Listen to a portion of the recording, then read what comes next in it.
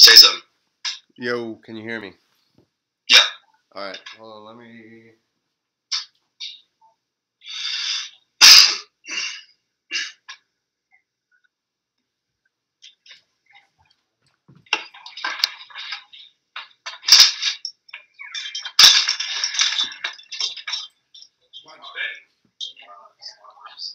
Alright.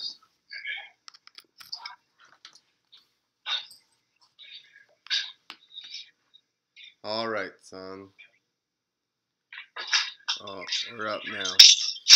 We're live. Where did you go? I'm right here.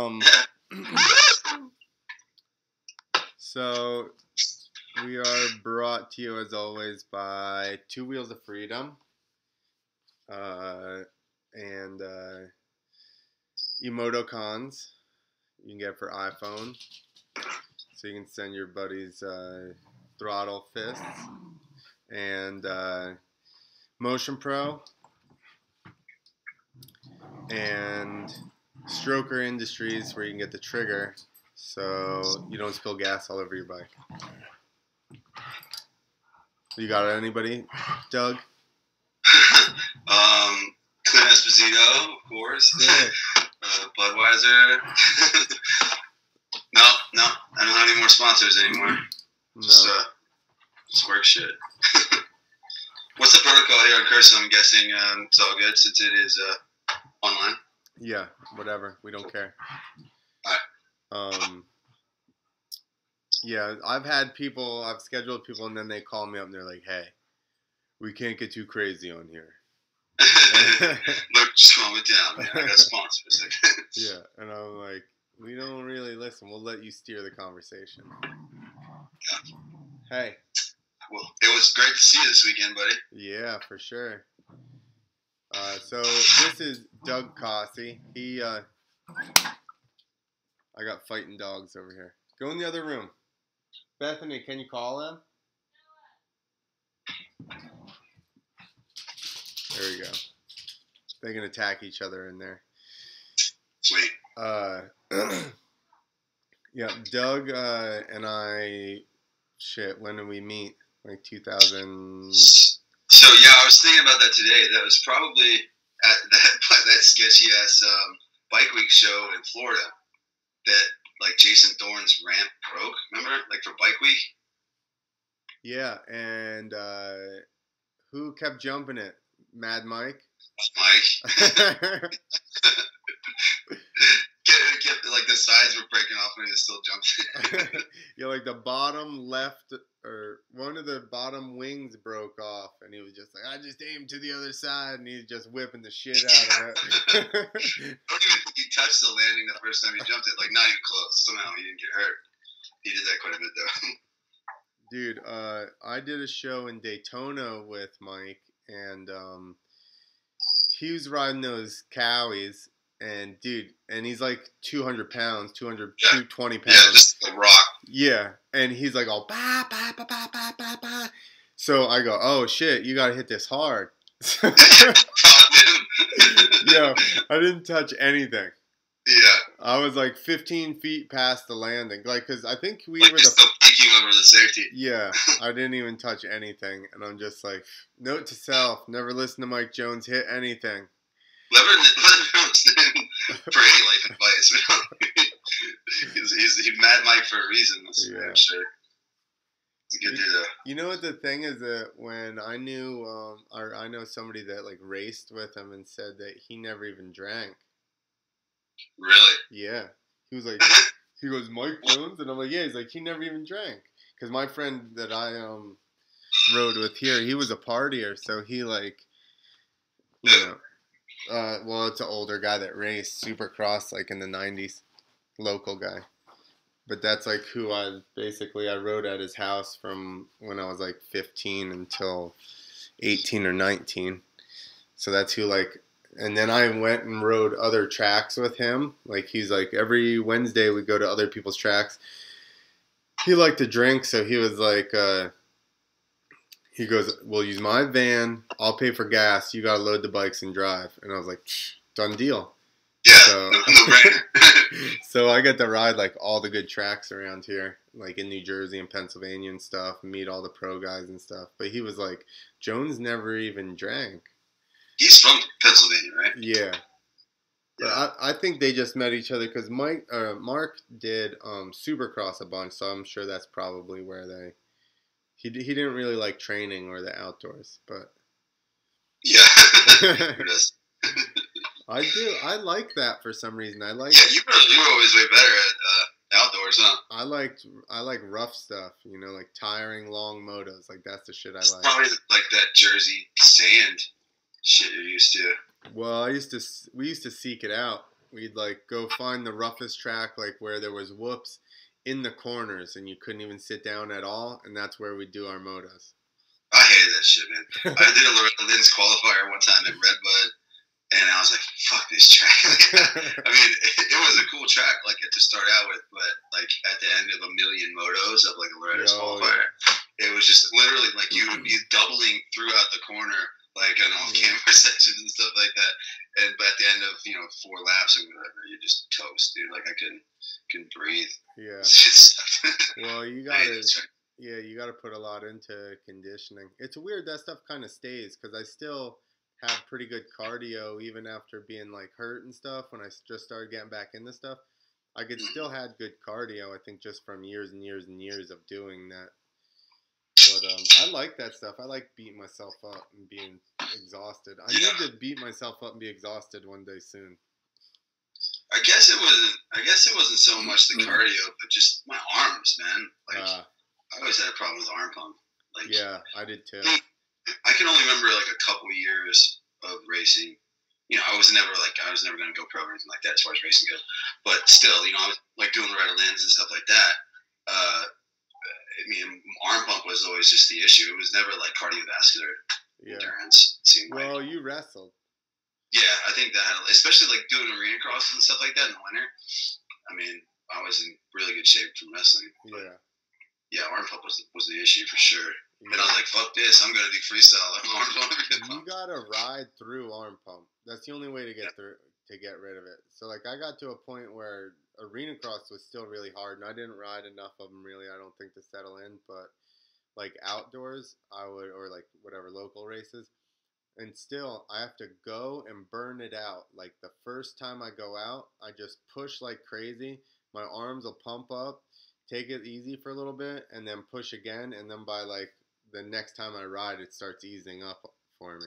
Yeah, that's something to do with, like, if you warm up, I noticed that, like, if I would go run and then, like, take a break and then go ride, it would help out. Like, it just, like, opens up your vascular system.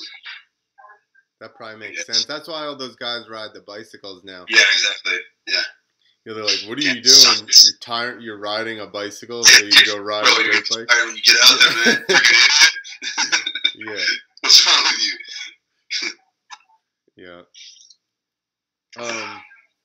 So where's all the turbo nuts at? I don't know. He said he was running late, so I don't know what. Maybe the kids swim practice. I don't know what the hell happened.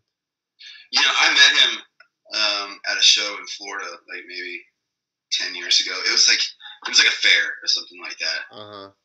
And that's the only time I've only met him. Oh, I guess one time we went to Jason Rhodes' place. Remember, like, when JJ Romans was there and wadded himself up on that big ass jump, that big ass dirt hit.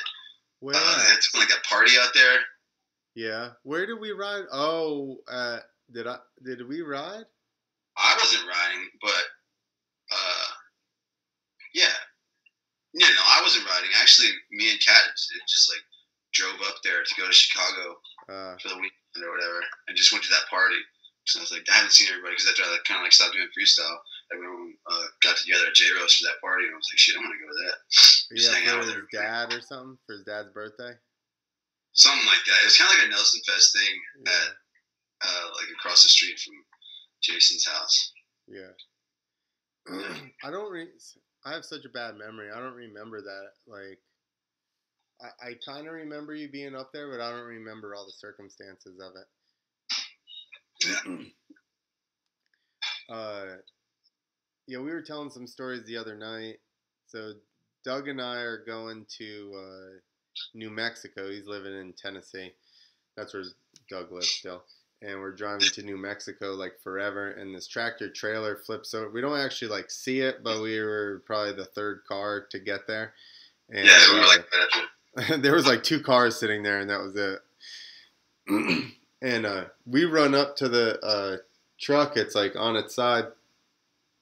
And we helped pull the guy out from. We had to like lift the steering column up because it like we had pinned to grab his the steel and pry him out from under it, and we had to like rip the roof off of it to get him out. Remember that? Yeah. It was like cracked, and we had to like pull it off. So it's crazy. Then what? We go from that. We leave there and we go to a rest stop just to clean up because you like recuperate. Yeah, and then he runs into his favorite band, which he had their shirt on at the time, and they're in the truck stop, and he's like, "Yo, this is my favorite band right here. Like, get a picture of us." And I'm like, I was literally pissing at the urinal, and I'm just standing there, and I look over like this, and I'm like, "What the? I don't want to stare too long. You're at the urinal. Yeah, you don't want to be weird him out." But when we went outside, I was trying to make sure that it was him, and then sure enough, there's like a tour bus out there, and like I'd start recognizing people, and I'm like, damn, that's crazy. So we actually talked to him, gave him some FMX East stickers and stuff, and shit. From there, we drove 30 more hours to Albuquerque, New Mexico. Albuquerque, New Mexico. That was like probably one of the craziest trips ever. Just like those 2 random things having back to back on a trip. You know, I hardly remember that show because there was so. I remember it. I remember exactly. I remember some shit from that show. What were we riding? The box van? No, dude, we were in my dad's gold truck. You know the Duramax. Yeah. Yeah, and then we just had the takeoff, and then. Yeah, we rode to a shitty dirt landing. Yeah, it was pretty shitty dirt landing. I wasn't super impressed with New Mexico. It was alright. I mean, Albuquerque was alright. You had met a lady friend. Like the first. Clint probably has the first ever internet hookup ever.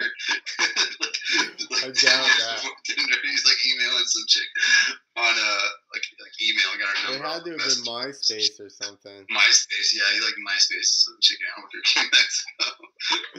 I do remember that now. Yeah, and that's not coming back to you. Yeah, I was like, who is this chick? Like, yo, I was telling people I need to do a podcast just of people telling me stories where I was that I don't remember. Just my whole history. Like, you're a pioneer, man. You're a pioneer of the Tinder age. Only you could harness that. No, I was around Kenny, yo. Yeah, no shit. But I was around Kenny, and he, like, I don't know that he used a computer, but he's got us beat for sure. Yeah.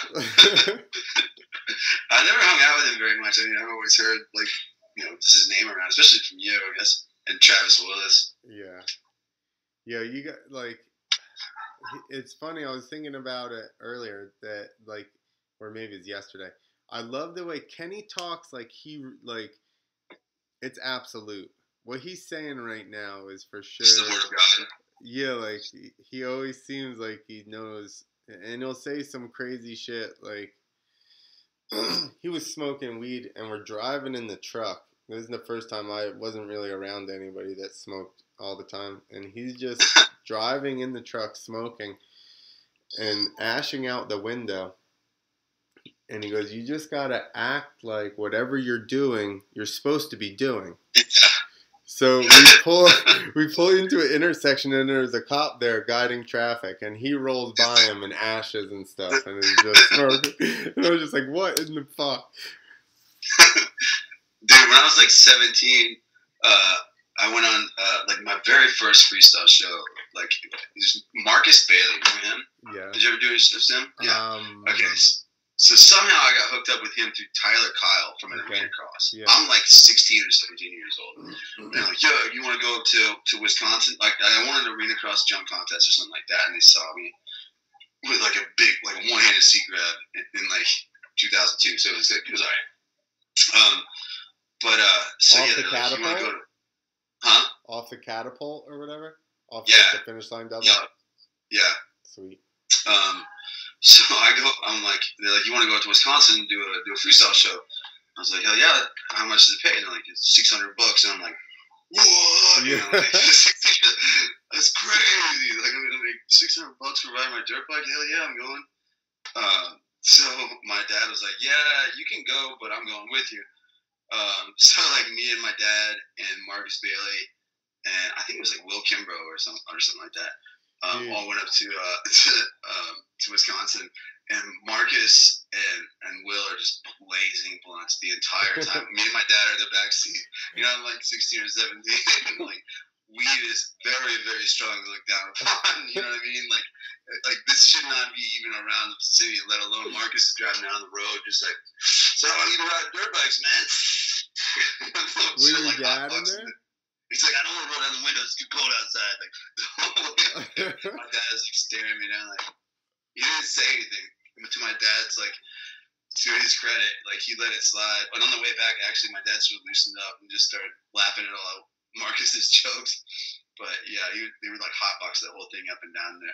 They didn't even ask. They didn't even like say anything either. It wasn't like, yo, is this cool? I mean, I know that your dad's in the back seat and we got a 14-hour drive. But is it cool? We just blaze weed the whole entire time. They were just like, this is what we do. He thought like, I don't know, like I was just used to it. But then come to find out, I guess a couple, like maybe 2 or 3 years later, we were supposed to go to Puerto Rico, and Marcus was supposed to meet me at the airport in Atlanta. And I mean, yeah, so I'm like 19 or so. I go down there, and no one shows up. He doesn't show up. He's not answering his phone, which isn't entirely unlike Marcus. Like half the time he would answer the phone, half the time he wouldn't. But he never shows up. So I just get on the plane and go to Puerto Rico, and I never hear anything from him. No one knows what happened. And I guess he ended up getting pulled over with like a couple pounds of weed or something in his truck. He went to jail for like 10 years or something. Holy for shit. it. Yeah. And then like 5 years later in Racer X, I mean, you know where like people ride into Racer X? Yeah. And it's like, you know, I like that story or whatever. It was Marcus in the Racer X. He's like riding from prison. He's like, yeah, I used to ride dirt bikes, you know, and then I got arrested and I'm in prison. I can't wait to get out, blah, blah. And I was like, I know when he got arrested. I was like, that was when we were supposed to go meet at the airport, which is crazy, man. That dude was funny as shit, though. He was probably on par with Jeff Winstead, like, funny-wise, or close, maybe just a little bit below. Dude, I do remember, I can't remember where I met him, but yeah, I remember him being just like, yeah, super funny the whole time, just very animated and just like, yeah, you're just like, what he's is like he reminds me of like Cheech and Chong, like just the way it looks and acts. He's like, yeah, man, cool. We would always play rock paper scissors for who would hit the ramp first because it was always some sketchy fucking shit. I'm talking about like landings 4 feet lower than the takeoff and like wood ramp. I mean, this is like '02, you know what I mean? Yeah. And we're in Indiana, like Evansville, Indiana, or something, you know. So it was always super sketch, but you know, those were the times.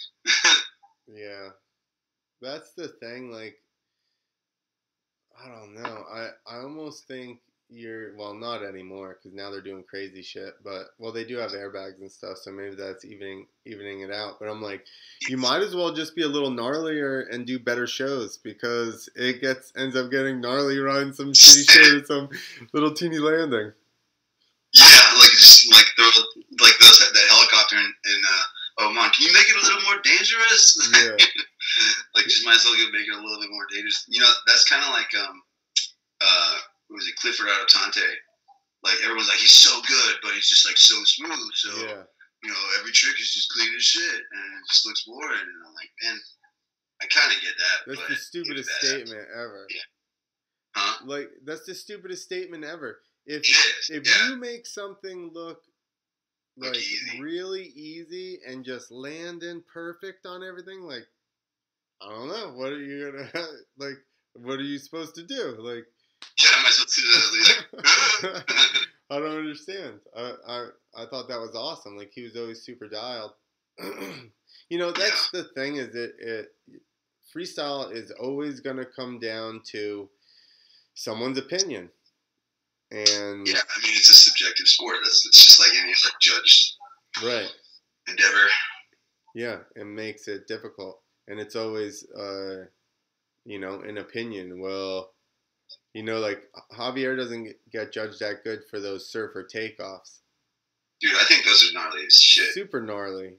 Yeah. Why is there only 2 people, 3 people doing them? You know what I mean? Yeah. Like, cause shit's scary. I don't want to stand on my seat and go off of anything. I don't even want to stand on my seat on the ground, man. Let alone go off 75-foot ramp, kick the thing, you know, do a backflip, kick it out. Yeah, exactly. So, I don't know. It doesn't make any sense to me, but. Yeah, it's crazy to see Javier's progress, man. He's doing so good. I mean, he was always really good. Yeah. Like, even back when we were doing the IFMAs. But, yeah, he's doing really well. Proud of him. I remember the IFMAs where he was flipping for a little while, and he wasn't getting paid to flip there, and Thomas Alves was, and then Javier came and just started ripping flips off both ramps and doing all these tricks, and Alves was just like not impressed. Like, he was so mad about it, and I'm like, what are you gonna do? Like, you know, yeah, let's go do it. And I've told, you know, Javier before, or I've asked him one time, I was like, why are you throwing down this hard? And he said, because, he goes, every time I ride, it may be someone's first time seeing me, and I want them to see me at my best. Yeah. That's literally his response. And I'm like, you're way cooler than I am. Yeah, you're operating on another level here. I'm like, every time I ride, I don't want to get hurt, and I want to get paid. I don't want to die. As long as I live through this, cool. Yeah, exactly. Half the time, that was a big if. He's like, especially like that show I was telling you about, that first show. It was a wood takeoff. The landing, and I mean the run out was literally 20 feet. I mean, yeah, I'm not exaggerating. 20 feet, and they built a berm so you could turn right after it. Yeah. Like, all right. AKA ramp. It was just all like, that was the only dirt, and the rest of it was just all concrete with like loose dirt sprinkled all over top of it, and then they sprayed a shitload of Coke syrup. I'm not talking about like misted it. I'm talking about like too hundreds much of to gallons dry. everywhere. Huh? Too much to dry. So then it just never dried out. So you would just slide everywhere. And even off the ramp, like, you'd have to just build up so much momentum that it would go off the ramp, you just hold it. Because if you gas it off the ramp, you'd be like, you know? Was it plywood? Yeah, it was plywood. Painted? I don't think it was. Ooh, just straight plywood after you rode through fucking wet Coke syrup. Wet Coke syrup. Sounds sick. With some dust on Crumbly it. dirt on it? Sick. Yeah. So like a plywood takeoff that was like a wet. A dirt landing is like this steep, 20 foot down, run out, and then a berm. Sick. And surprisingly, I cased it at one point. Yeah, it hurt my ankle a little bit. Who would have thought that would happen on that kind of setup, man? Yeah. That professional, dialed-in type situation. Listen, to anybody listening to this, if you're gonna ride polished concrete, Coke syrup, as long as the concrete is dry, absolutely works. But you have to mist it super fine. Yeah. And then it will pull your shoes off of your feet. But I've seen Troy Kuzma, the first time he came to ramp, dumped Hawaiian Punch on the floor and started mopping it out. And I was like, dude, we're not going to be able to ride that for, we may not even practice on it. I'm pretty sure we didn't practice on it. We rode it later in the show. It finally dried out. But I was like, so I took the bottle and I just misted it as fine as you could. And it would just get so tacky. Literally pull your shoes off your feet. Yeah. But once we started using we had the AstroTurf on a couple of the ramp-to-ramp IFMA tours, and that shit was prime time, man. You could hit it from anywhere. Well, they went to I'm not sure if they pulled the dashers out. They may have pulled one side of dashers out, but they eventually went to running that it was freestyle something or other. It was all just freestyle, I think, but they ran it on the ice with the AstroTurf on top of it, which was. Oh, you know what? I saw they like demoed that down in Florida. Well, right? no. So we demoed it the very first time it was tried. Yeah. Was in Kansas City, Missouri. And it was like me, Gary Robertson, Jason Rowe, Steve Wagner, maybe Cody. And we went there and they had the AstroTurf down on top of the ice. They were trying to get rid of having to melt the ice, move it out, move back in, because they have to rent a building for those extra days. So they wanted to do it with the ice still in there. So they wanted to see if it was even feasible. So we went there and rode the AstroTurf on top of the ice. And they're like, we're buying this at Turf. Try and tear it up. So we just start all hauling ass around the thing, trying to get it to move and stuff, braking. And it's like ultimate traction. So then for lunch, we went and had lunch. They rolled all the AstroTurf off, took our wheels, went and mounted ice spikes on them, and then came back. We put rubber stripping over the takeoff. The landing had AstroTurf on it, but we put rubber stripping on the takeoff. And then I went and collected all the tools for the front tire because I knew that took the longest to get on. So Gary, I had already taken him, and I'd look around, and Gary Robertson is over at the toolbox, and he's got the rear wheel stuff, and he's digging around in there, and he goes, all the front wheel stuff, and he looks over, and I'm holding it, and he's like, oh, you bastard. So technically, I'm the first person ever to jump ramp to ramp on ice. Because we swapped. I said, listen, just give me the tools after you're done. We'll swap. I said that way. So I knew that all I had to do was slide my rear wheel in, slide the axle through, and I was good to go. So I got out a little bit before him, and I hit the ramp, and then here he comes bailing out. But we tested it on the ice with just a rubber on the face of the ramp, which, I mean, it worked, but it wasn't fucking. That stuff feels super weird, right? Like just so much traction. Well, yeah, you go from zzz to all of a sudden it's like, the ramp itself. I guess it's probably not much different than like the diamond. Raised expanded. Yeah, expanded metal. I mean, if you had some like sand, say you were in sand, and then hit a expanded metal ramp, it'd probably be similar to that. Yeah. But within a couple minutes, we were to the concrete. You just chewed through the ice. There was only like 5 inches of ice, so you were through it to the concrete in no time. But I was like, please don't make this Disney on Ice with freestyle.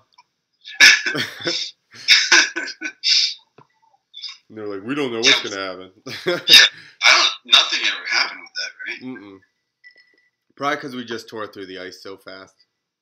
Yeah, I mean, then you don't have any call for the spikes anyways, or... Yeah. Well, then it just sucks all around because you're just spinning on... Yeah. So. Yeah. What is up with that circus thing that Ray's doing? I haven't really kept up too much. That's J-Ro's deal. Huh? J-Ro's got that deal. Oh, cool. So, been doing it for a while, though, right? Yeah. So somebody else was doing it, and then Ray Bennett. Well, Ray was doing it for whoever had it before, which was, I think, Jonathan Dominguez maybe had it, and he was using Ray and a couple other guys, and then Jonathan lost it to Jason, and then Jason obviously is friends with... Obviously, Ray must not have been the issue, so they allowed him to come back. And him and Jason are obviously good friends, so... Oh, something happened, they had to change. Yeah, some people crashed and stuff, and then, I don't know, partying too hard, maybe. I'm not sure what happened. Oh, no way! I can't imagine that. Like, literally every single time, there's like 12 of us on tours. I mean, I'm sure some people listening have done this and like traveled around and met up with other people on weekends. But we're like 12, 18, 19-year-old kids traveling the country for the first time ever. We got a decent amount of money. We're riding dirt bikes, having fun, and then just like getting fucking shit housed everywhere. Like as soon as we meet up, we're all like, just like tackling each other and like taking shots, and like it was definitely one like touring around with all the freestyle dudes. This was probably one of the funnest things that's ever happened in my life. Yeah, and that's just the thing so is that whenever you went to a show, it was the first time seeing somebody in a while, so you always got overexcited, and you know what I mean, like. You're like, who's going to be there? Oh, yeah? For real? Fuck yeah, man. We're getting fucked up. And then, yeah, exactly. Like, only after the show. But what happens is you pull in, and then you all meet up at the hotel bar, and then you're like, what's up, man? I haven't seen you like a year and a half. How's it going? Blah, blah, blah. Let's take some shots. Next thing you know, it's 4 a.m. Somebody's hotel room is trashed. And it's only Thursday. And it's only Thursday. Yeah. You got to set up and everything in the morning. A couple shows the next day, And then, like you said the other day, everyone sort of rolls into the arena just like, we're not doing this next weekend, man, for sure. We're not going to drink. And then it never happens. But yeah, some good times, some crazy times for sure. They ended up having a championship drinking belt. Yeah, I remember that. Yeah. I won it. I only saw him one night one day. Sean Connors won it once, if I remember correctly. I'm sure. Yeah. I'm sure that's a fact. That's probably a fact. Shit. Well, I was thinking about that arena cross we did to that little ass landing that was like literally six. Yeah, exactly. It was like 6 foot tall, the landing. Yeah. And it was literally it was an arena cross jump landing. Like it was just round pile of dirt. And I was thinking about the other one in Mississippi, or another one in Mississippi. Yeah, I know which one you're talking about. Where you end up bailing off. Me, you, and Paul Smith. No, was I flipping? No, I'm thinking about the one just you and I did. Oh, okay. And you ended up bailing. Oh yeah, I remember that. Your bike cut off. You jump off, and then the dude's like, "Hey, you don't have to flip if you don't want to." And I was like, fuck this. We ain't having this discussion later. So I just was like, I go, hold on. And I just turned around and I was like, I'm pretty sure I'm just going to go long. Like the landing was literally so small that you had to case it to catch landing. Yeah, you literally had to hang your back wheel off top of it. And so. Otherwise you were in the pocket. Yeah. My bike like totally just blubbed off the face of it, and I jumped. If I remember correctly, it came down on the backside and just like stuck and kind of stood up. It was tacky. Yeah. I saw Derek Cook do that one time in Jacksonville, Florida, at IFMA. I wasn't riding it, but he did a really good run, and then I think at the very end of it, his bike just gave out, and he jumped off to the side, and his bike literally, it was sand, in Jacksonville, and just stuck like this. It just didn't move. It was just completely upright, just chilling. Yeah. It was crazy. So Doug jumps off his bike. It sticks in the dirt. I turn around. The promoter's like, "Hey, you don't have to flip it if you don't want to." And I'm like, "No way. I'm getting full pay." So I turn around and I'm like, basically just committed to, I'm pretty sure I'm just gonna flip this to flat. And I come off, I pull and I come off and I look, dude, and it's like the best landing the entire time. And the whole time, the whole day, and I was just like, and just was like, thank you, and just rode back off the floor. Peace. Yeah, that was it. Got full pay. But that, you know what, that's the thing, is that it's like, that's how that shit, that's the reality of it. Everybody's like, I don't know. I mean, maybe at bigger stuff, they like X Fighters, they ask everybody and they help and they're like, okay, we want to change this and that, and everybody comes up with stuff that they're fine with, and you get some little promoter in the middle of wherever, and that's not how that shit goes. It's like they don't want to do anything. It's raining, and then you're on concrete or you're on whatever pavement. Sealed pavement, which is always good when it's wet, and now it's rained all day, metal to metal, and as soon as it stops, they go, okay, What's up, guys? Ready to go? Look, Yeah. woke up. And I'm like, this is a show in your hometown in Jersey. yeah, they're like, hey, what's up, guys? And you're like, it's not actively raining, but like, fuck, it's still running water across the parking lot. Yeah, exactly. I mean, we did that show in Atlanta at the Atlanta Motor Speedway that we did. At least they had like those NASCAR blow dryer things that helped us. But then it would rain like once every 45 minutes, just enough to wet it. It seemed like.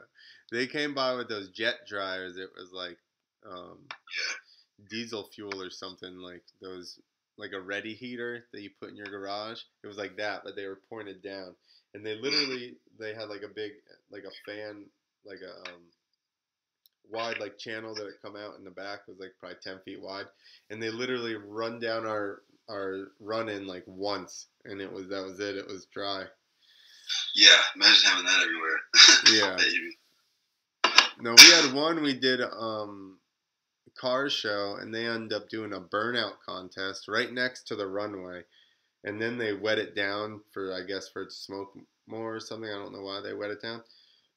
Well, the water's just, there's like a big like trail running across their run-in, and they're like, okay, you guys are next. And I'm like, well, the problem is the person I was with, I was like, hey, dude, like, I go and ask the guy goes, we have leaf blowers here, which is whatever. I've made it work before. So, yeah, I've had to do that before. Well, I go over and he goes, they left. And I go, what? He was like, they're not here anymore. And I'm like, you don't have a key? No? All right, cool. And then the other dude's like, well, I'm going to jump. Yeah, cool, sweet. I know. There's always someone, and I've been that one too. I remember Nelson Fest. Well, yeah, for sure, Nelson Fest. That was because we were all drunk. That was probably one of the dumbest things we'd ever done. Nelson Fest was like, or was it Lance that jumped it first? It was me. It might have been Lance, but it's one of us. But it had been raining all day, and we were just so pumped. We put on some background. We put on this like yearly event called Nelson Fest at my buddy Jason Fulgham's house. He's got his place where we ride. We got ramps set up there. Yeah, his nickname's Nelson because back in the day he had this long, sweet ass hair, this golden blonde hair like that band Nelson & Nelson. So I guess that stuck. He's like probably one of my best friends. He's probably my best friend. He's gone all over the country, all over the world with me, just going to shows and stuff. But anyways, he's got this land down in Eagleville, Tennessee. Shit. Eagleville, yeah. Good old Eagleville. So he's got a track out there, a huge landing. I'm talking about this landing has been built up 10 times over. There's probably enough dirt in there to build a whole supercross track. It's wide as hell. It's like it's wide as hell. And we throw a party out there every year, and just get like a bunch of kegs of beer. Little moonshine. Let's have a bunch of metal bands like Destroy. Tony Danza, Tab Dance Extravaganza played. Just like actually pretty damn good metal bands. We have a stage set up right next to the ramp, takeoff ramp and landing, and we at night we had these big light towers, and we'd just ride all night. You know what I mean? Like just get wasted, have all our friends come out, and yeah, just have a blast. And where'd you go? I had to get water.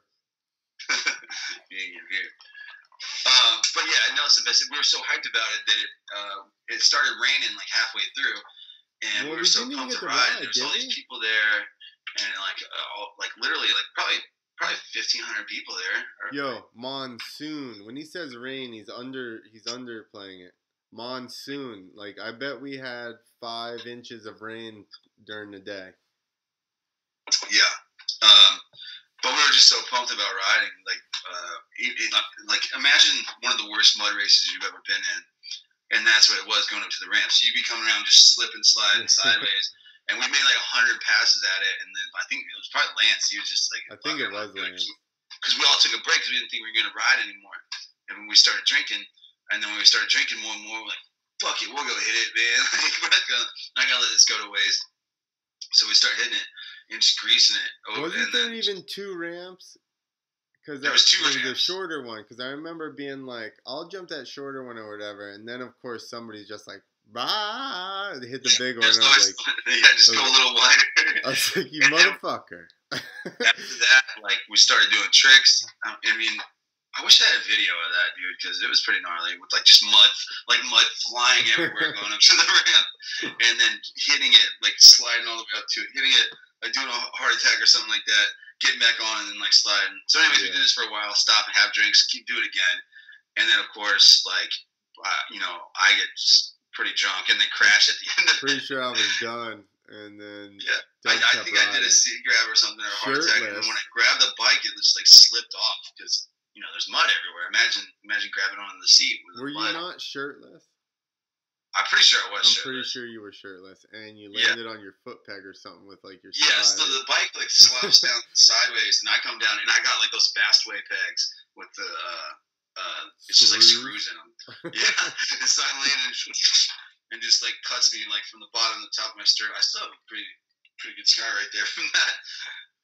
But then, I mean, no one gave a shit. We were all just having so much fun. And then we shut it down after that and just proceeded to get completely wasted. Actually, Brody Wilson drove like 30-something hours to that. Wasn't that same? And he didn't want to jump in the mud. And, right? I think that was the one. Like, Brody was there. I think Brody was there, and Ray was there too, I think. So probably, because there was a bunch of people. The other one was that I came down there and rode was 2 weeks after I had neck surgery. Do you remember that? I remember them all, but they all kind of blend together. Was it you, me, and Bitterzicki?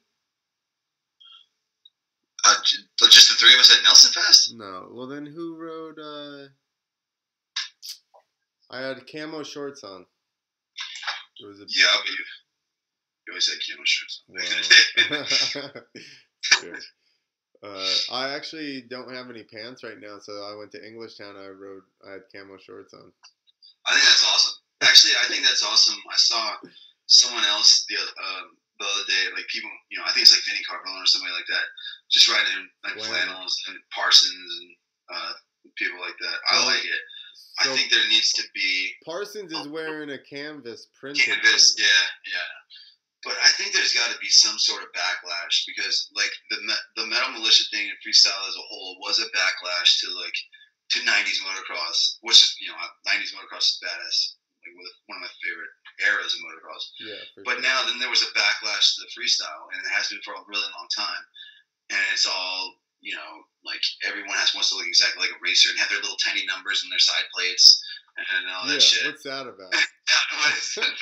You're doing freestyle, dude. Why you got numbers on yours? You know, it's like, it's basically like, yo, I can ride tracks too. Just so you know, I can ride tracks. Yeah. All right, guy, we get it. Yeah. But I think it's time for a backlash against that again. You know what I mean? Like, everything ebbs and flows, and I think it's time for a freestyle backlash. Well, do you think Colby Raha is the beginning of that? I think that his riding could be. I don't think he has the personality to launch a sincere, like, you know, off camera. Well, his mentor is Link. Yeah, he's over there with Link. I know. I think Raw is gnarly as shit, but I mean he's like a quiet dude, which is awesome. But you know, he's not like Deegan was, and Deegan was in the early 2000s or something like that, you know, or late 90s, or Metzger, you know what I mean, or these personalities that like draw someone in. You know what the thing is? I think like Deegan's stuff was a little more of a plan. I think Metz was just Metz. Metz was just Metz, yeah. He wasn't like he was just like being Metz. Like I think Deegan was like, I'm gonna be the dickhead because they need a villain or something like that. You know what I mean? Yeah. Everyone sort of. That was such a weird time too because everyone sort of had like their own personality. It was like the cowboy, Kenny Bartram. Yeah. Travis, the golden boy. Yeah. Who's your daddy, Renner? Ronnie Renner. He does the worm. It was like wrestling almost, you know? Yeah. And then the militia. The bad boys. The bad boys of the militia. Remember they tried to do that on the ramp to ramp? Give everybody like nicknames or whatever? You know what that shit was about? Like, they were trying to see if they could build names for us like monster trucks and just own like that moniker, and then make T-shirts with the bad boy or whoever on it, you know? Well, that's what they did. The IFMA probably made a lot of money. I mean, Kenny Borcham shirts were huge. I remember that. Well, so here was the issue.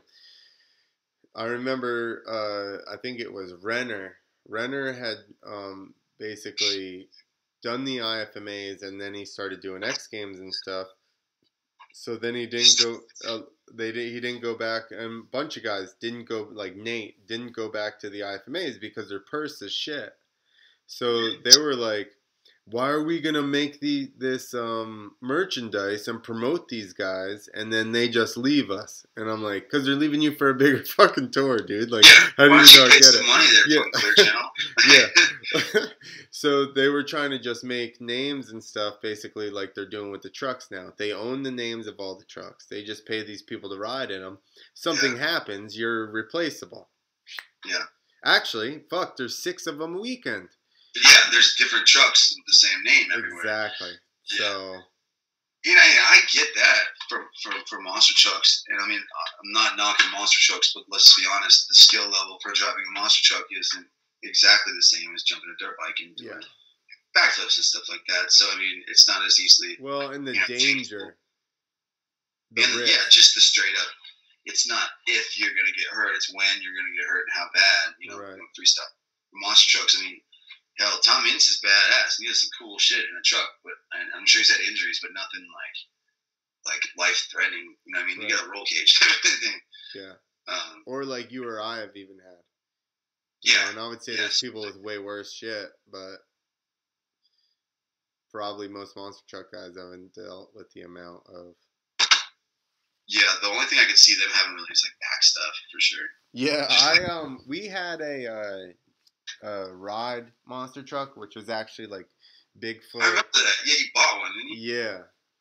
So it was a like a Ford 460 motor, some like Power Glide or some shit, but in like Bigfoot. It was Bigfoot 6, 7, or 8. It was one of those, and it was an old leaf spring one, and right after I had gotten hurt.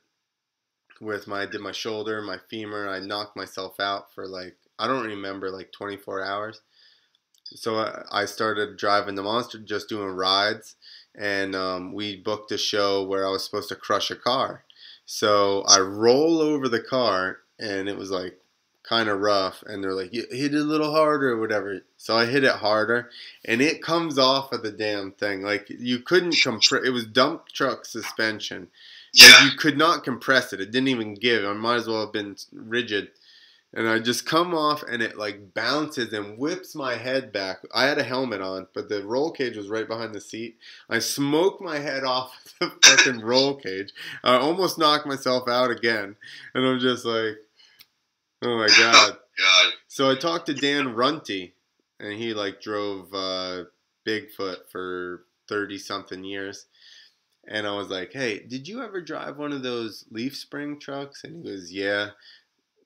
He said something, maybe not for very long. And I said, or he said no. And I said, do you have back problems? I said, because I rode one over some cars. And I said, I can't imagine anybody that drove one of those things not having back issues. He goes, not for very long. He goes, I only drove them a couple times. I can totally see that. Yeah. You know, they made a monster truck. I don't know if how long it lasted, but like when you could, like, you stood up in it and drive it. Yeah, so somebody rode dirt bikes or something, and they went to monster trucks and they set it up like a dirt bike. I would be interested in seeing that. Yeah. That sounds crazy. There was another one with a paralyzed dude, airborne. That dude's paralyzed. He's just driving it all by hand. I guess it doesn't matter. Then at that point, if you're already back, you're good. That's true. He's like, I guess the guy's standing too. He's like strapped in, standing. So he's just, which is probably way better. I thought that like they made one where you just like stand up and it's got like a hoop around you, and I don't know. Let's not get fucking too far into monster trucks. How big are them tires? Look at them tires, boy. You gonna flip it?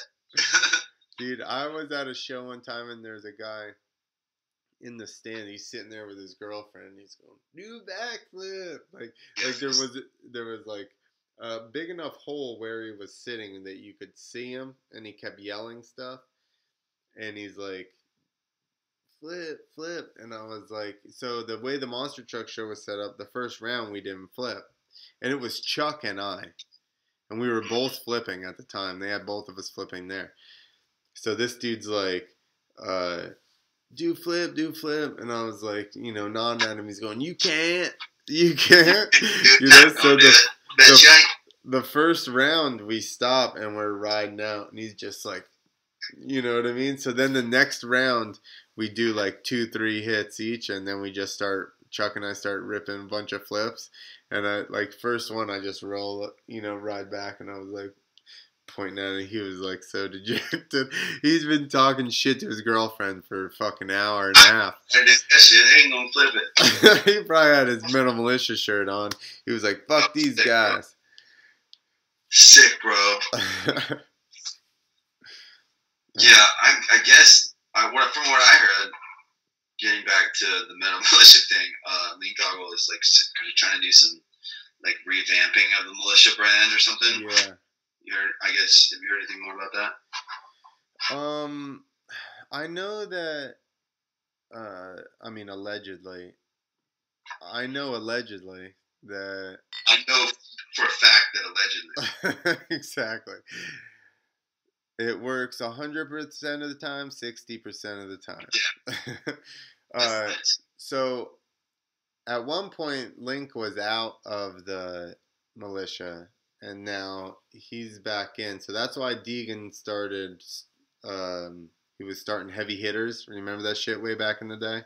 Yeah, and now it's like Deegan 38. Exactly. I think Deegan's not even involved with the militia anymore. I'm not sure if he doesn't sold it to like La Jolla Group. Right, exactly. But maybe he doesn't have anything. Maybe he collects a percentage. I don't know.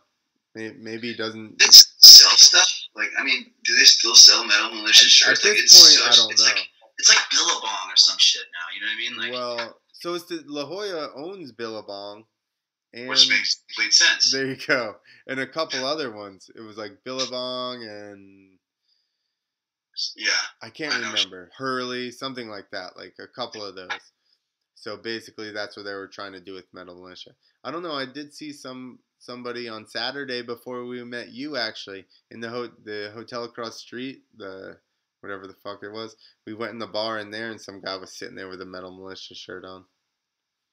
Nice. Midtown or downtown Manhattan. Well, so he was in some like tour bus or something. There was a bus outside, and I guess they stopped there for people to eat or something. I don't know what's going on.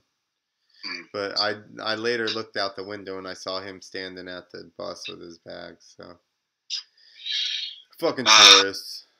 Fucking tourists, man. I'm tired of these fucking tired tourists. Tired of this shit. Tired of it. Locals only. Well, I had a lot of fun. Me and Clint met up this weekend in New York City. Shit, yeah. I was up there on a little bit of business/fun. Got to go see the New York Red Bulls play in Jersey, the stadium was insane. Is it? It's not a huge stadium because it's like just a soccer stadium, but everything in there is Red Bull. Like the top of the dome, it's not like a dome, but the top of the stadium has got a huge bull and sun up there. In the seats in the stands, like it's like blue, and then a huge bull and sun and blue, like made out of all the different seats, like they're pixels. Sick. And we got to go to like this badass suite. So Doug works for Red Bull, for people that also don't know.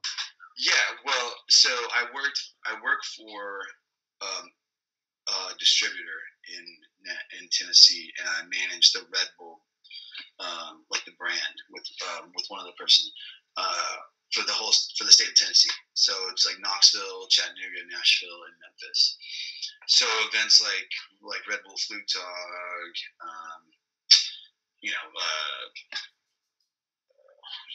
what was I thinking of? Red Bull Sound Select, stuff like that comes to Tennessee.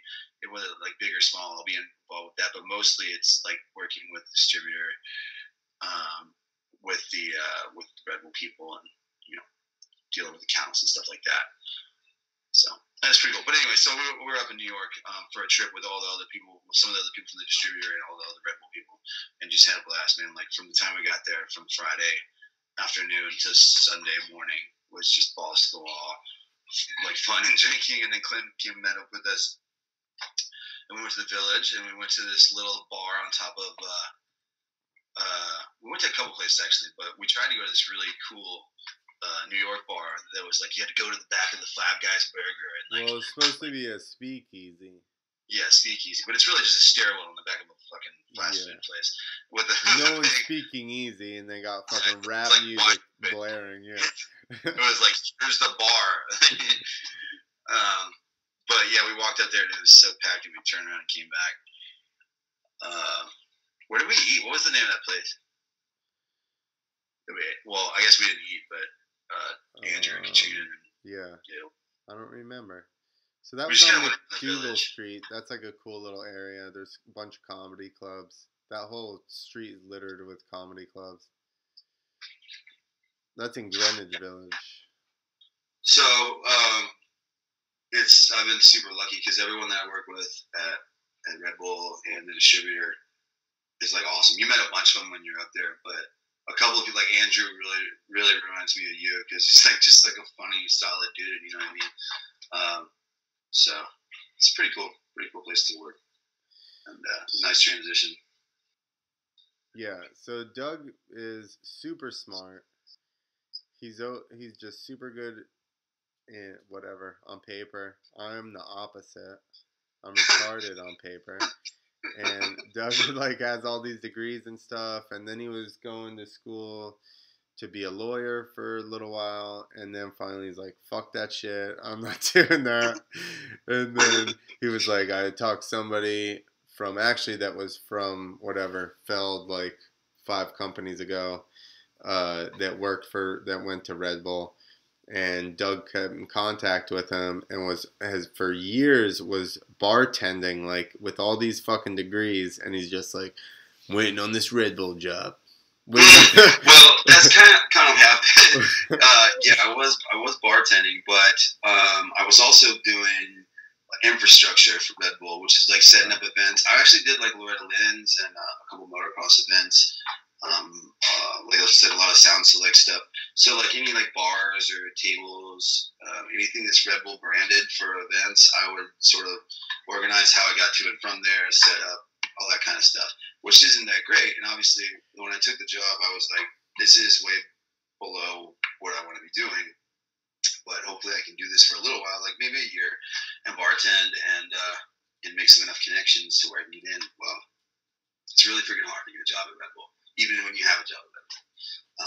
So it took long. It took like 4 years. But the bartending at one of the like best music venues in Nashville really sort of prepared me for the position that I'm in now, because I work a lot with bars and venues and learning about music venues and the way bars operate and everything like that.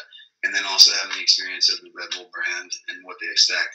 And then also having all the old school freestyle motocross and knowledge about the action sports stuff all combined is what really got me there in this position. I feel like I want to keep moving and learning and like moving into a higher position, but I don't want to try to go too fast. I want to learn a whole lot while the time I'm in this position. But I feel like it took me so long to get here. I want to move quickly. You know what I mean? Like it took 4 years of basically. I told you. I went on a lot of interviews, and not just Red Bull with a bunch of other companies, but it just took a long time for me to actually land a gig. So I'm really pumped about where I'm at now and hopefully moving up. I didn't realize that you were doing anything with them at all. All I kept whenever like you and I would say you're probably one of my best friends, period. But we don't necessarily talk all the time. But it's like whenever we talk, we're like it's like whatever, nothing ever happened. So every time I would talk to you, it was like I'm going on an interview. Yo, what's up? I'm going on this interview. How this, that, and I'm just like, holy fuck! This he's just like, Well, it wasn't just, I was doing the infrastructure thing, but it was tough because like as far as I was in law school, after the first semester, I didn't really want to go to law school. I thought I did. I took the test. I was all pumped about it. What was your original? What was your original? Like you had a degree before that. Okay, marketing. Marketing, yeah. And then I was writing, all throughout college.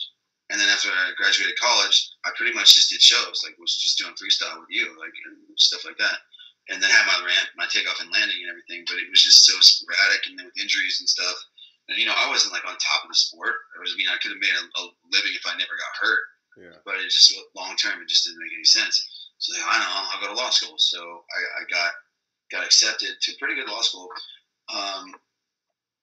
But when it get closer and closer, and I'm having to sign loans and all this kind of stuff, I'm like, I don't think I want to do this.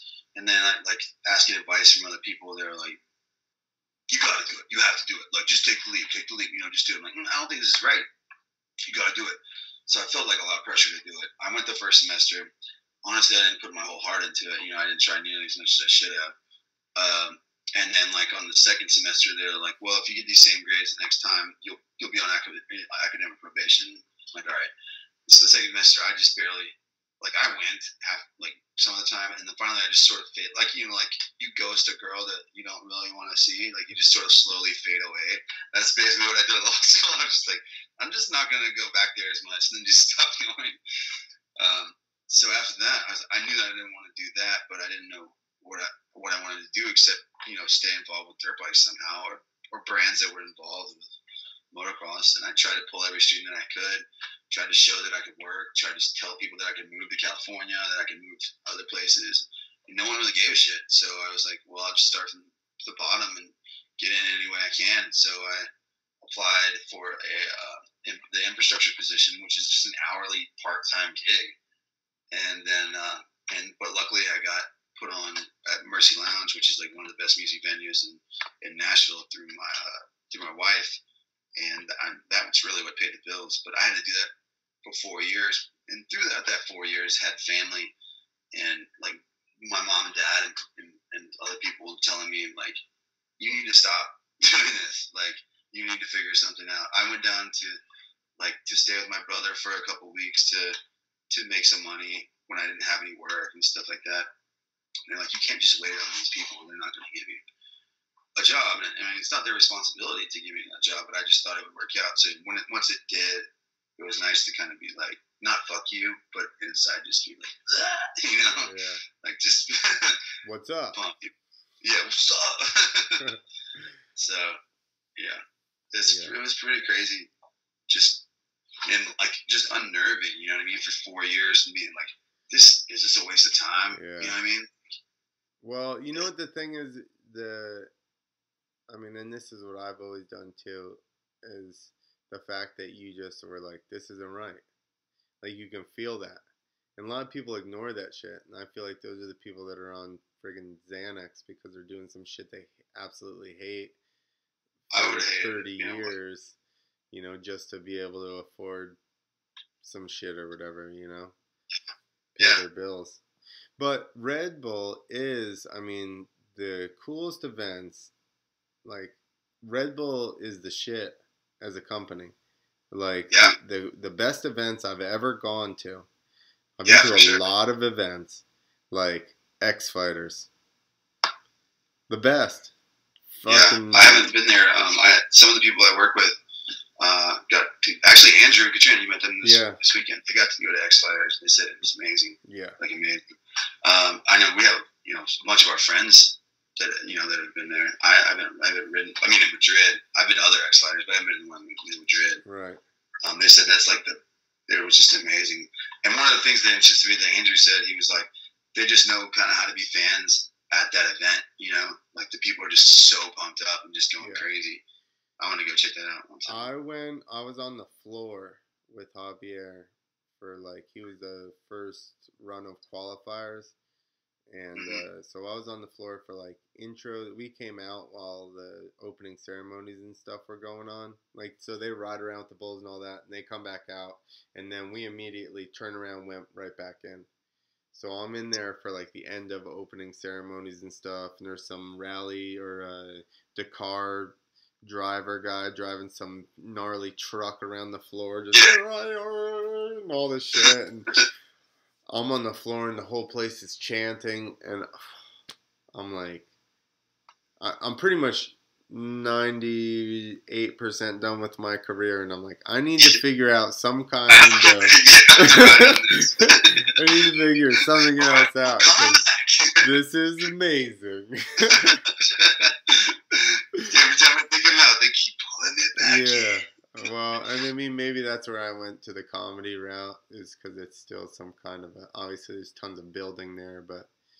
So well, and you have a creative outlet, and you've always had like sort of a knack, for pontificating in a funny way. I feel like now I understand why my sense of humor is the way it is a little bit more. Because it's weird, and I'll even tell stuff in a show. I'll tell stuff, and people will stare at me, and then it's like my reaction to what I just said, which is actually what ends up making them laugh. Where it's just like, I didn't think that was a punchline, but apparently. Yeah, well, I mean, that's a huge part of comedy. It's just like facial expressions and exactly delivery and timing. Obviously, it's not just like reading out of 101 jokes for Clint's book. Right. Yeah, and I'm realizing like the way that people like their comedians to be ripping on themselves a lot. Yeah, so it's like self-deprecating. So I always have like I'll have an issue that I want to talk about, but it's really basically figuring out how to deliver it to people so that it's not like, if you seem arrogant at all, it doesn't work. It has to be like kind of a rip on yourself in order for like people to find it funny. I feel like it's weird. You should do the opposite and just go out and be like, I'm the shit! You can't. Everybody would just stare at you. I tell people this. I rode freestyle motocross and traveled the country for the most, like during IFMAs or ramp to ramp IFMAs, while Jersey Shore was on TV. And everybody that I talked to, that was everybody's reference. And I'm just like, yeah. Fuck. You motherfucker. Well, a lot of people, if I go somewhere else, they're like, oh, Nashville, I like that show. I don't know why I just gave the person from out of town a country accent. I've never even seen the show. You know what I mean? They're like, what do you think about Laura Jane or something like that? I'm like, I don't know. I don't know anything about it. I'm sure you don't know anything about Jersey Shore except for they're getting fist fights and what is it? They're down the fuck. Yeah, DTF. DTF. They also do. They do go to the gym. They tan and they do laundry.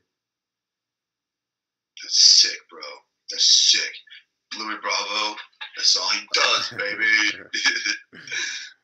He might. I don't know. He's got a baby now. Damn. Baby Bravo. Got cut out tanning, huh? Nah, you can still tan babies. It's cool. He has like a baby. There's like a baby mark on his chest because he's just holding the baby. Put like a Playboy thing. Oh shit. What did you think about like MX of Nations? Man, I texted you a couple times about it. I like Cole Seeley. I do. And obviously Zacho's doing great this year. Yeah, but Seeley's not an outdoor guy. No, and he's not he's not a top number one dude. You know.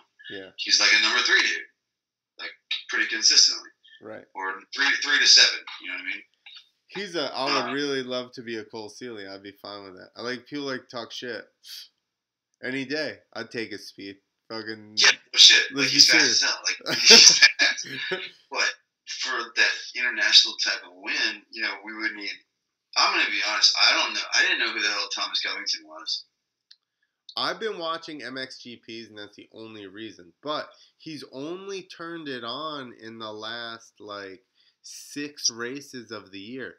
I didn't know who the fuck he was until 3/4 of the way through the MXGP series either. I didn't know who he was until a couple weeks ago. And they're like Thomas Covington on the MX Nations. I'm like, what the fuck? Yeah, because everybody said no. So that kid's like 19, right, or 20, something like that. They put that dude on a 450. Yeah. I don't know. Yeah, we didn't have much of a shot this year, obviously, which is really disappointing. I was at Thunder Valley when it was Kennard, Andrew Short, and Dungy. That was pretty freaking awesome. Where was it? Next year in Denver, Colorado. This is 2010. That was a what? MX of Nations? Yeah, MX of Nations at Thunder Valley. Was it cool, the international race in the U.S.?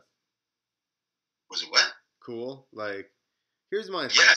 I would love to go to an MX of Nations, but I feel like to truly get the experience, you got to go to one in Europe or something. See, I've heard that before, and I'm going to be honest. From me, on Saturday. Sorry, I mean, I've heard that before. But the MX of Nations in Denver, it was cool, and the racing was great, but it wasn't like the party atmosphere that I sort of expected. Now, next year, the MX of Nations is going to be at Redbud. And, like, me and my dad and, like, brothers and Nelson and everybody, we've already got a plan. Like, we're going for sure. Like, Redbud Motocross Nations is going to be a sick party. Have you ever been to, you've been to Redbud, like, the National, right? Really? Yeah. My brother is banned from Michigan because of the Redbud National. Seriously, no shit. Like, when I was 16, or probably when he was 16, I was, like, 15. He was, like, 17, and my other buddy was, like, 21. We drove up there for the National, and we get there, and there's, like a full-blown riot going on, man. I never seen some shit like this before. The night before the race, there's like fire pits everywhere, and like people were throwing like couches that they brought from home, I guess, in the fire. Some huge dude DDT's a tent off a van, like right next to me. Me and my brothers and the other dude, we all shaved mohawks in our head, got wasted. We're running around, we're drunk, and then my brother takes a full can, like a beer like this, like but full, and he sees these cops and he throws it. And some 1 in a million shot, this full can of beer, bam, just knocks this cop and like lays him out. I mean, it's probably fucked him up pretty bad. And I look over and I'm like, oh shit. I look over and Lance is standing there, and this like 250-pound cop is like 2 feet away in full stride, going for Lance, tackles him, and I see Lance, his back like falls backwards, like his the back of his head like goes to his butt, and they tackle him, and then they arrest him, and I'm like, where are you taking him? They're like, we're taking this motherfucker down to the jail. And then he didn't have any ID on him, he told the police that his name was Brian Deegan. And they fingerprinted him under the name Brian Deegan, and then we bailed him out under that name. I guess they had so many people there that didn't really, like, I don't know what the deal was. But he were like, he can just never go back to Michigan. I mean, it's probably statute of limitations by now. It's been like 12, 13 years. But yeah, we bailed him out. We watched the race the next day and left. And then, yeah, Lance is pretty much banned from there as far as we know. He hasn't been back in the States since. That was a crazy. Anyways, the point is, Redbud is going to be fucking crazy for the destination stuff. You got to go. So we were having the argument that Red Bull is crazier than Unadilla in the 90s or the early 2000s. I mean, Red Bull is just so renowned for it. Or not Red Bull, Red Bud is just so renowned for the party. I find it hard to top. But I heard that Bud's Creek Designations was crazy. My brother and my dad went to that race. Yeah. They said that the racing was awesome too. But I don't know. I never made it to Unadilla. Dilla was fun. They tamed it down a bunch. I mean, although I camped there last year, but we just camped at the bar, like right by the entrance, like 100 yards from the entrance.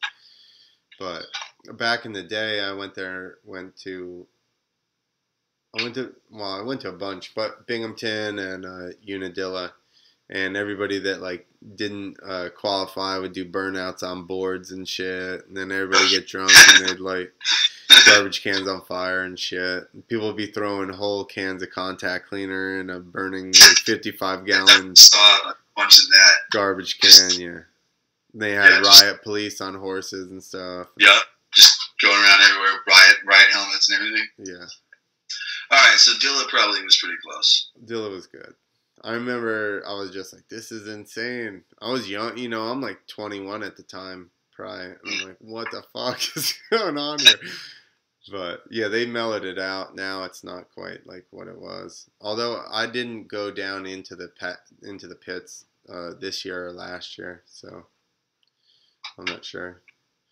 Well, we'll have to get together and go to Red Blood for the designations. That sounds... anyone that's listening, let's just get fucked up at the designations. Get a huge set up a huge like area. We're gonna be in parking lot and camping lot. Like, what are you gonna do? Get a RV or something? Yeah, no, we're getting an RV. Plus, we could do like a podcast with a bunch of people. We get some of the racers. I mean, probably not the 3 racers that are going to be racing, but we can get some people that are coming there. I'm sure there'll be plenty of people that are coming to watch it. Yeah, can do a podcast thing. Maybe we're gonna have to get Turbo Nuts in on this thing then.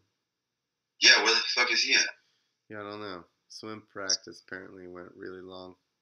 Yeah, swim practice gets you every time, buddy.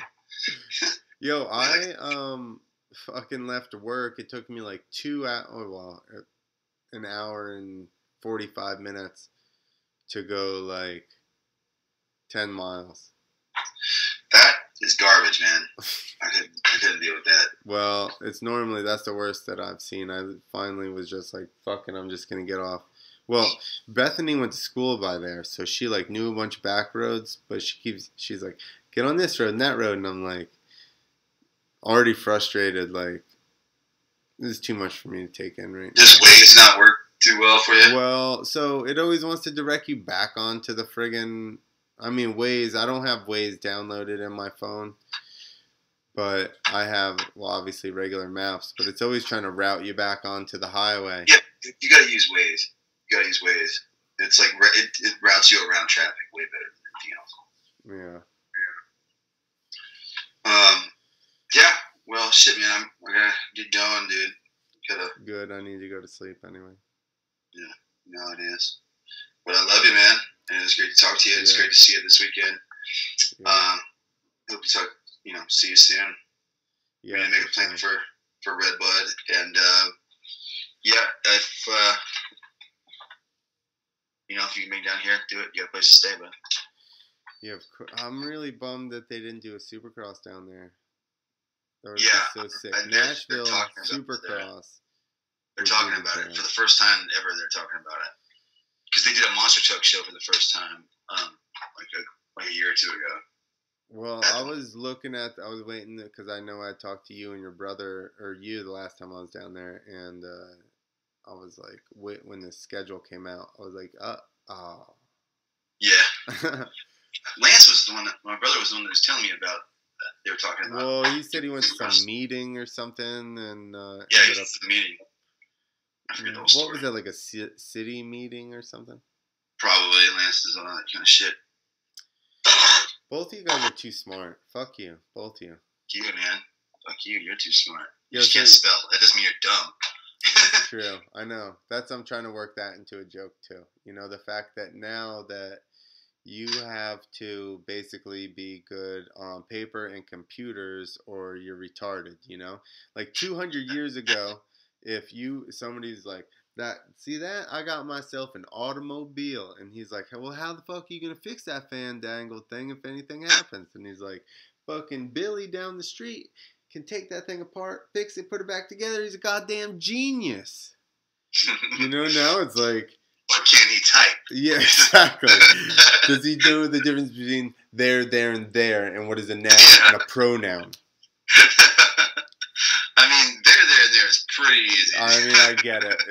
It is pretty self-explanatory, but it's like, you know, our language. All right, man. We'll Turbo Nuts. He sucks. All right, I will. You just told him. No, he's not listening to this, but it's fine. Yeah. All right. Later, buddy. Love you. Hopefully we get together. All right. Peace. Later, everybody else. Bye, guys. Trying to stop the stream.